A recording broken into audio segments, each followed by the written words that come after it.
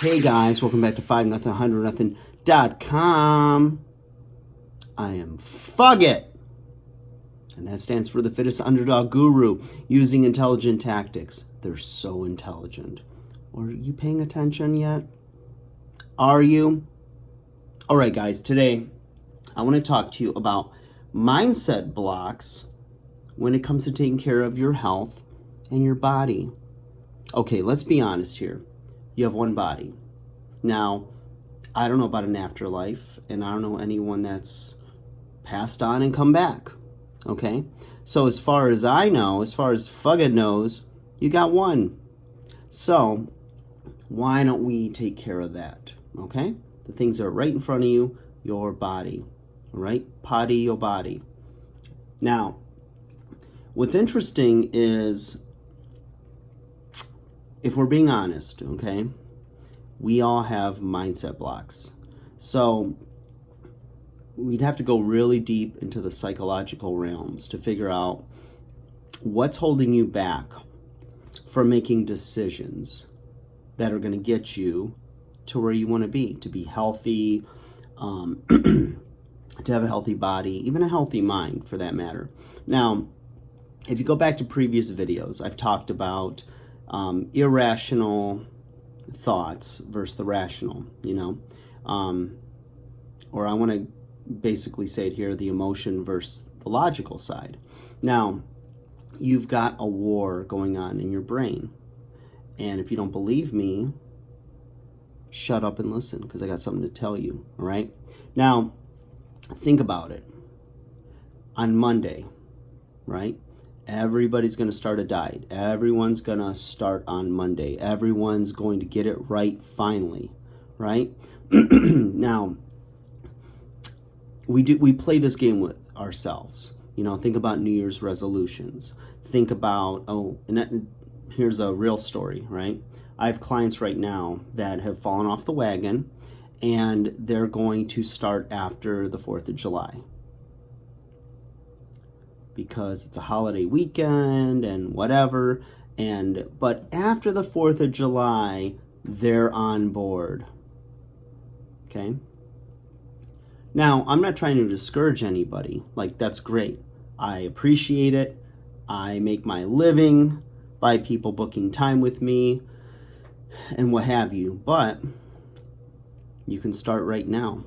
You can start, after this. In fact, shut this goddamn video off and start right now, okay? Don't listen to my ass. Turn the goddamn video off and start your journey. All right. Well, anyways, hopefully you unpaused it and came back after your awesome workout. But here's the deal, all right? The mindset blocks that stop you there's a plethora. It's a big word for a little Italian guy. There's many reasons and things that stop you. Now, it could go back to your childhood. It could go back, to those things whether it was encouraged in the home to work out or whether it was over-encouraged, because I've seen both. I came from a household where my dad was an athlete, a fairly well-decorated athlete, and I think I got his DNA, and that's why I had success with athletics. And then, he kind of gave up and quit doing anything, just went to work and everything. But my mom, who was never athletic and just, worked and did her thing, but really didn't enjoy exercise. And we're all different. There's some people that enjoy it and do it, because they either like the result, they like the stress relief, whatever it is. They've bought into it. They've drank the fitness Kool-Aid and they like to work out. And those people are very easy to train. Then there's people that it's almost like, pulling teeth, where they come into the gym. For instance, I'll stereotype this. I've got guys that wear gray, gross t-shirts and either black or gray, shorts or sweatpants, and they just come in and they look defeated by life. They're successful in their jobs, they're doing well, financially and what have you, and they've got the kids and the picket fence and all this stuff. But, all of a sudden they go to the doctor and they get a bad report. your blood pressure's high, or, you know, you're at risk for a heart attack, or you need to lose, you know, 20 pounds, and, you know, all this other stuff. And they're like, I need to do something. I don't know what to do, but I know I need a trainer. So, you know, they suddenly now are ready to make some changes. So they commit to a fitness program, and, you know, sometimes it sticks and they love it, and other times it doesn't. And they find excuses or reasons or mind blocks to their success, or to what they want, or what they say they want. And the truth of the matter is, I look at it this way. I just think that they're not necessarily the ones who, you know, fail, which it's not even the way I look at it, but I'll explain it. Allow me to break it down. I just think they were not completely ready to change. They were not ready for a lifestyle change. You know, it was what they thought was a must, but it was a should at the time. And they, you know, they thought they were ready, and they were like, you know, motivated and this and that, and they, you know, were ready to like do this. But when push came to shove, you know, they still had some mindset blocks to stop them from actually executing and fulfilling the things they said they wanted to do to get the results that they wanted to have. So when those kind of people, or people in those situations, those predicaments, express that or just fall off the wagon, I never judge. I simply encourage, and I remind them of the commitment they made to themselves. I'm like, do you remember why you wanted to do this? Why you wanted to change? Like, it could be life-threatening. You know, it might be life and death, or a heart attack waiting to happen, or a stroke. Maybe it's family members. For instance, last week I had an annual physical, and I always get an EKG. When I share that with my friends, family, clients, what have you, they are like, why are you getting EKGs at your age? And I've been getting them for, I don't know, almost 10 years now, because my father died prematurely of a heart attack, and his father as well. So there's a lot of history of heart disease in my family. So I want to be on top of that stuff. And so I'll get an EKG to make sure that I'm, you know, doing well. And so, side note, I also had my real age done, which anybody that knows anything about what real age means is just like where they just check your cellular health, or the overall health of your body, and about where your capacity is in your, you know, your body cells. I'm not explaining it well, but whatever. Now, my real age has always been like somewhere between 19 and 21, where I was a little pissed off this last time it was 23. So at almost 46, my cellular age is half my age, and that's not good enough for me, because it's creeping up, it's catching up to me. But anyways, so I'm done bragging. The thing is that with, you know, mindset blocks, is there's many. And it always depends on your upbringing. It depends on your experience in, you know, in school with scholastics, and your, you know, academics and everything else, and like the people you were surrounded by and the people who influenced you, as well as your own self-talk.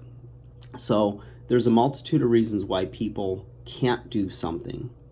And that's where you see, you know, shows like Biggest Loser and whatnot, when the trainers will get up in their face, and it's easy to excuse it as like just TV drama, and where the trainer's like, what's in your mind? What are you thinking right now? And all this other stuff. And I did it too on the shows I was on, the MTV I Used to Be Fat shows. And one, it was encouraged by the producers, and I thought it was cheesy as fuck when I did it, but I understand why it was done. And it, you know, from my perspective as a fitness professional, whatever, is usually something's going on in the head. You know, humans, like, you guys don't give yourself enough credit. You are strong. You can do anything you want to do if you put your mind to it. And I know you've heard that before, but let me add a little bit of layers or context to that. If you decide you want to do something, okay, you're going to do it. So that's why I tell people, like, when it comes to the relationship side of this, you know, YouTube channel and audio podcast, that if somebody's not that into you or whatever, I mean, if they are into you, they're going to show it. They're going to do the work. They're going to seek your attention, your approval, your love, your attention. And when they're not, for some reason, they're not.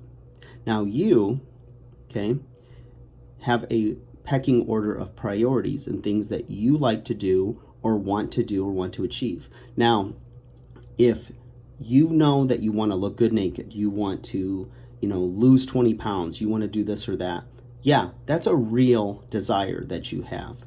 But there is an overriding desire of things that are kind of your roadblocks or the little snags. And that is, you know what? Eating fast food or having a piece of cheesecake or not going out to exercise or whatever is more important to you.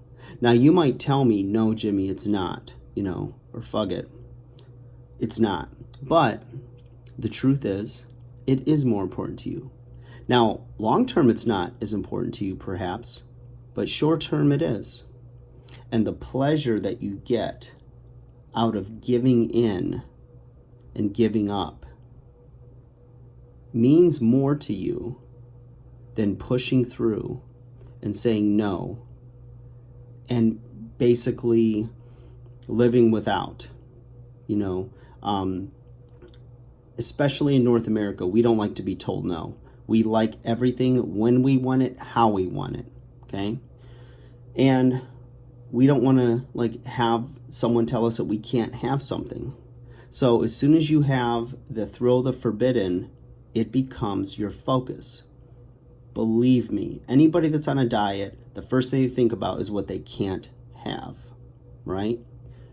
I know because my son is 11, almost 12, and I decided to take the shine or the thrill of the forbidden off of profanity, off of junk food and everything else, where, if he said a curse word, I just kind of look at him.